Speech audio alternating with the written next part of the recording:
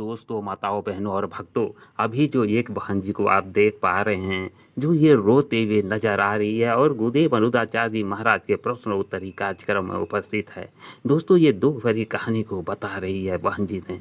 कह रही है कि हमारी ये तीसरी शादी है। अब सोचने वाली बात है कि बहन जी बोल रही है 3 शादी मैं कर चुकी हूँ। दोस्तों, आश्चर्य की बात है कि आज का इस कलयुग में कलयुगी माता पिता के द्वारा अपनी ही बेटी को बर्बाद कर दिया गया। इस बहन जी का आरोप है कि जब ये 11 वर्ष की थी तो 21 साल युवक के साथ इनकी शादी इनकी माता ने पैसे लेकर यानी बेच देती है, शादी कर देती है। इनका आरोप है बहन जी का कि हमें बेचा गया, शादी नहीं किया गया। जी हाँ, यही कहना है प्रश्नोत्तरी कार्यक्रम में। गुरुदेव कहते हैं कि आपकी उम्र 11 साल और माँ ने बेच दिया। बोला जी हाँ गुरुदेव, मेरी माँ ने बेच दिया। और तो और इस बहन जी ने ऐसी बातें बताती है कि सुनने से आपका आंखों में आंसू आ जाएगा। दोस्तों, बहनों, भक्तों, अभी आप ये सुनेंगे कि जब इसकी शादी हुई, शादी होने के बाद जो पहला महिला का जो चक्कर होती है वो इनकी शुरू हुई थी। तो सोचने वाली बात है कि कितनी दुख भरी कहानी है इस बहन जी के साथ। और तो और ये बहन जी सुनाती है कि जो इनका पहला पति यानी जो 11 साल में इसकी जो शादी हुई थी वो पूरे दारू, भांग, गंजा यानी एक तरह से पियकर था। और तो और ये दारू पीकर नाले में गिर जाता था और ये बहन जी का कहना है कि मैं उठाकर लाती थी। दोस्तों, वो सोचने वाली बात है कि उठाती थी बेचारी एक औरत, एक पुरुष को, जो कि कितने कठिन काम है। और तो और इनका आरोप है कि हमारे पहले पति जो इनकी माँ ने बेचा था, उन्होंने अपने दोस्तों को लाके घर में मीट मछली बनाते थे और दारू भी मतलब लाते थे और रात 12 बजे 1 बजे तक सब मिलकर दारू पीते थे।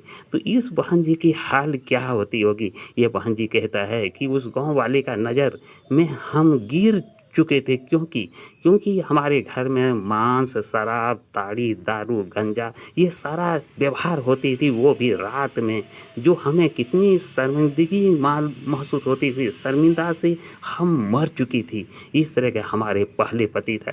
ये हालत देखकर हमारे माता पिता ने हमें अपने घर बुला लिया और कहा कि बेटी तुम यहीं पर रहो।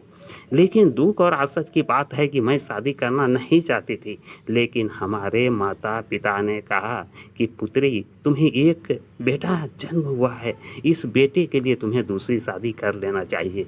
ये बहन जी कहते हैं कि हमने अपने माता पिता को समझाए कि कुछ दिन इंतजार करने दो, हो सकता है वो हमें लेने के लिए आए, लेकिन हमारे माता पिता मानने के लिए तैयार नहीं कि अगर एक बेटा ना हुआ होता तुम्हें तो हम मान जाते कि चलो तू इंतजार करते।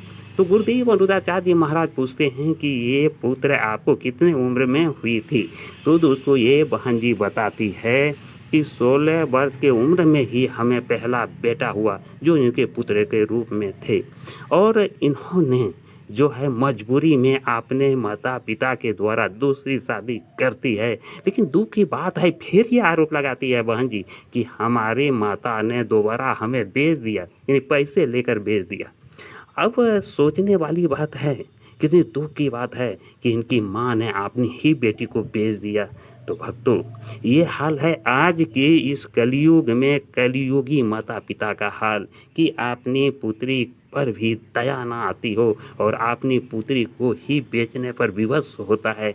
ऐसा माता पिता आज भी है। दोस्तों, वीडियो में आप बने रहें। दोस्तों, आज पूरा संसार कितनी तरक्की कर चुका है। 21वीं सदी आ चुकी है और आज चंद्रमा पर भी इंसान पहुंच चुका है। यहाँ तक कि विज्ञान बहुत ज़्यादा आविष्कार तो किया ही किया, अध्यात्म में जो है अपनी झंडा गाड़ चुके हैं। गुरुदेव बागेश्वर बाबा ने पूरे विश्व में झंडा गाड़ रहे हैं। अनुदाचार्य जी महाराज भी पूरे विश्व में अपनी झंडा गाड़ रहे हैं। ऐसे ऐसे संत आज यहाँ पे हैं हमारे देश में। लेकिन फिर भी इस कलयुग में कुछ माता पिता, कलयुगी माता पिता कह लीजिए, ऐसे होते या होती है जो कि अपनी ही पुत्री को बेच देती है या बेच देता है। सोचने वाली बात है कि अपनी पुत्री को निर्ममता पूर्वक इस तरह बेच देना, वो भी एक पियक्कड़ के साथ जो उनकी ज़िंदगी को बर्बाद कर देता है, जैसे कि ये बहन जी की ज़िंदगी बर्बाद हो गई। दोस्तों, ये बहन जी खुद अपने मुख से कहती है कि हम अपने से ही बैठ गए, यानी तीसरी शादी कर लिए। और वो भी तीसरी शादी जब होती है दोस्तों, जो आगे मैं आपको दिखाऊंगा, जो कि वो भी पहली पत्नी उसकी है और दूसरी पत्नी के रूप में इनकी शादी होती है। यहाँ पर भी इन दोनों में लड़ाई झगड़ा बरकरार रहती है। जबकि इस बहन जी ने बताई कि जब हमारे माता पिता के कहने पर मैंने ज़बरदस्ती हमारी दोबारा शादी कर दी गई, वो भी पैसा लेकर, और जब वो शादी हुई तो वो पति भी वही निकला। उन्होंने भी शक करता और बराबर मारपीट हमारे साथ करता, पूरे झगड़ा दिन रात करता।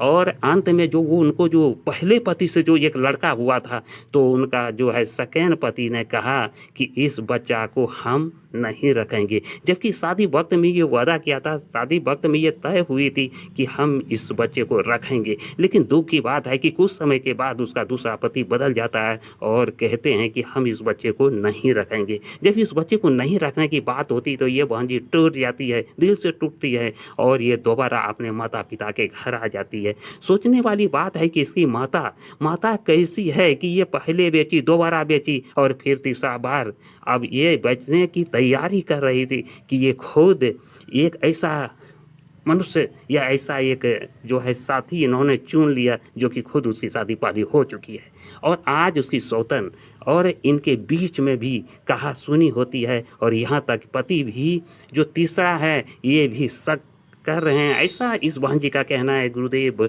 अनिरुद्धाचार्य जी महाराज के दरबार में। दोस्तों, वहाँ पे एक ऐसी वातावरण, एक ऐसी स्थिति बनती है जो कि वहाँ पर जो भी है सुनने वाले वो दंग रह गए कि ऐसी भी आज इस सदी में भी होती है। तो आप वीडियो में बने रहें। दोस्तों, माताओं, बहनों और भक्तों, ये जो आप देख रहे हैं भाई साहब को, यही ही इनका तीसरा पति है।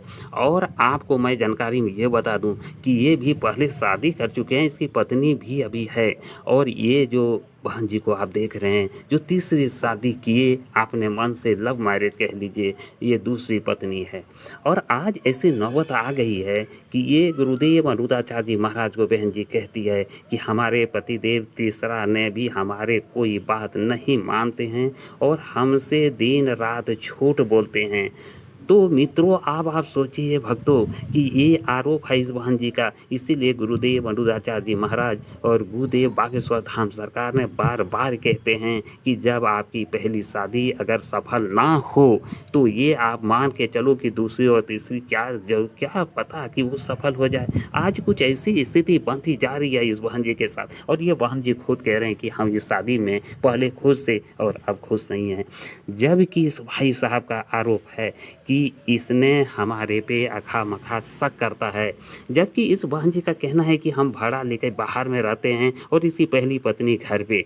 तो बाहर में रहना और इनकी पहली पत्नी घर पे, तो ये स्वाभाविक है। भाई साहब कभी घर जाते होंगे अपने बाल बच्चों से मिलने के लिए, तो वही भाई साहब का कहना है कि हमारी ये दूसरी पत्नी जो है ये शक करती है, बार बार में हमसे लड़ाई करती है और बाल बच्चे और पहली पत्नी से ना बात करने का सलाह देती है। तो देखिए, जब गुरुदेव अनिरुद्धाचार्य जी महाराज इस बात को सुनते हैं तो इस बहन जी को कहते हैं कि दोष किसका है? वो पहली वाली पत्नी का दोष तो कहीं से भी नजर नहीं आ रही है, दोषी तुम हो, इसीलिए इसे स्वीकार करो।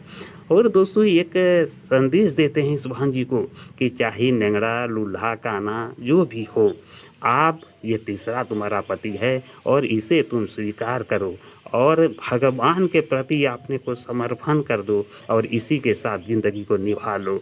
लेकिन इस बहन जी ये कहने में मानने के लिए तैयार नहीं, क्योंकि इस बहन जी का कहना है कि हमारा पति हमारा कुछ भी बात नहीं मानता और हमसे झूठ पे झूठ बोलता है, और झूठ बोलता है तो हमें गुस्सा आती है। तो इस पे गुरुदेव अनिरुद्धाचार्य जी महाराज कहते हैं कि तुम भगवान को अपना मानो, इस संसार का किसी को भी अपना मत मानो, तुम भगवान को मान लो, तुम्हारा दुख दूर हो जाएगा।